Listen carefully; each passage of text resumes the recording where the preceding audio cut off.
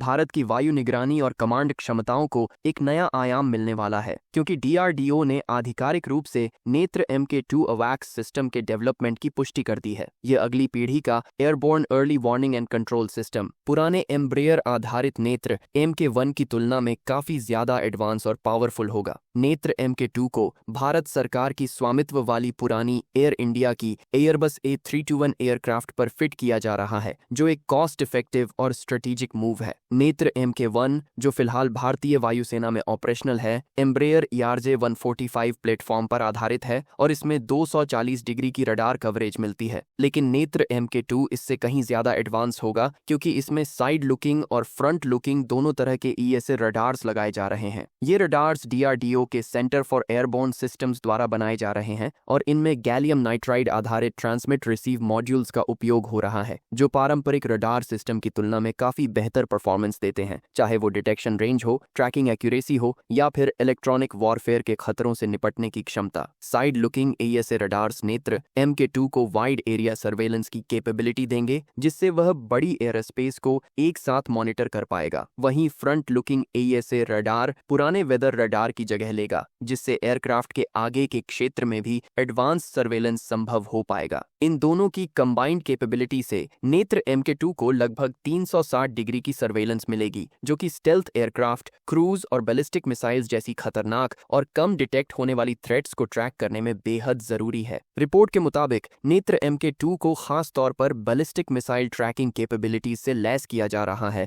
जो भारत की ballistic missile defence architecture को मजबूत बनाएगा। इस तरह की कैपेबिलिटी भारत को न केवल कन्वेंशनल थ्रेट्स बल्कि स्ट्रेटेजिक थ्रेट्स से भी निपटने में मदद करेगी, खासकर उस स्थिति में जब पड़ोसी देशों के पास एडवांस्ड रडार और स्टेल्थ टेक्नोलॉजी से लैस सिस्टम्स हों, जैसे कि चीन का KJ-500 अवैक्स या स्टेल्थ फाइटर्स, या पाकिस्तान की चाइनीज ऑरिजिन KJ-200 जैसे प्लेटफॉर्म्स को एक्वायर करने की संभावनाएं। एयरबस A321 को अवैक्स प्लेटफॉर्म के रूप में इस्तेमाल करने का फैसला न सिर्फ कॉस्ट इफेक्टिव है, बल्कि लॉजिस्टिकली भी स्मार्ट मूव है, क्योंकि इससे मौजूदा सिविलियन एयरक्राफ्ट को मिलिट्री सर्वेलेंस रोल्स में बदला जा सकता है। भारतीय वायुसेना ऐसे 6 एयरबस A321 एयरक्राफ्ट्स को अवैक्स प्लेटफॉर्म्स में कन्वर्ट कर रही है, जिनकी डिलीवरी 2027-28 से शुरू होने की संभावना है। ये डेवलपमेंट मेक इन इंडिया और आत्मनिर्भर भारत के डिफेंस विजन का एक बड़ा उदाहरण है। जब Bharat indigenous radar systems, sensors और सर्वेलेंस स्वीट्स खुद डिजाइन और इंटीग्रेट कर पा रहा है, तो यह एक स्ट्रैटेजिक इंडिपेंडेंस की दिशा में बड़ा कदम है। नेत्र Mk2 भारतीय वायुसेना के लिए एक ऐसा फोर्स मल्टीप्लायर साबित होगा, जो रीजनल थ्रेट्स के बीच real time surveillance, threat tracking और कमांड कोऑर्डिनेशन में गेम चेंजर बन सकता है। इसकी कैपेबिलिटी सिर्फ फाइटर जेट्स को गाइड करने या मिसाइल डिफेंसेस को ट्रिगर करने तक सीमित नहीं होगी, बल्कि यह एक पूरे थिएटर ऑफ ऑपरेशंस में बैटल अवेयरनेस प्रदान करेगा। सिर्फ सेंसर्स ही नहीं, नेत्र Mk2 का मिशन कंट्रोल स्वीट भी हाईली एडवांस्ड होने वाला है, जिसमें onboard data processing systems, secure communication links और AI assisted threat evaluation systems शामिल होंगे। इसका मतलब है कि ये सिस्टम सिर्फ सर्वेलेंस ही नहीं करेगा, बल्कि खतरों को आइडेंटिफाई कर, प्रायोरिटाइज कर, तुरंत एक्शनेबल इंटेलिजेंस भी प्रोवाइड कर पाएगा। भारत जैसे देश के लिए, जहां 2 प्रमुख सीमा क्षेत्रों पर लगातार तनाव बना रहता है, चीन के साथ LAC और पाकिस्तान के साथ LOC पर, नेत्र Mk2 जैसे प्लेटफॉर्म्स क्रिटिकल हो जाते हैं। ये न सिर्फ पीस टाइम सर्वेलेंस में मदद करेंगे, बल्कि वॉर लाइक सिचुएशंस में भी कमांड एंड कंट्रोल सुपीरियॉरिटी दिलाएंगे।